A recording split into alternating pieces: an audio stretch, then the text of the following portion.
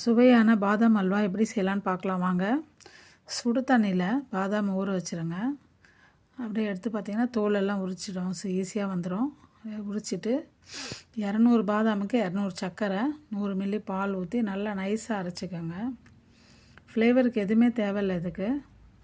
உங்களுக்கு வேணால் நீங்கள் ஏலக்காய் போட்டுக்கலாம். நான் குங்குமப்பூ தண்ணியில் ஊற வச்சுருக்கேன். இதுக்கு நெய் 1/4 லிட்டர் தேவைப்பட்டுச்சு. இதை செய்யறதுக்கு எனக்கு அரை மணி நேரம் ஆயிடுச்சு.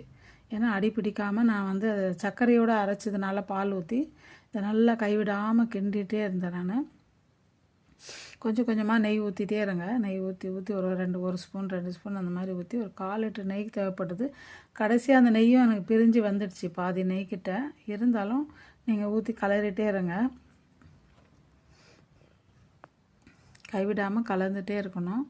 அப்படியே கொஞ்சம் இறுக்கமாக வரும். இந்த சமயத்தில் நீங்கள் குங்குமப்பூ ஊற வச்ச குங்குமப்பூ அதில் போட்டுக்கலாம்.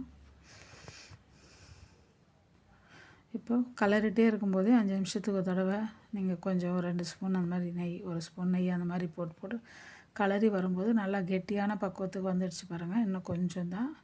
இதே கொஞ்சம் நெய் ஊற்றி இதை நல்லா கட்டியாக பண்ணிக்கோங்க.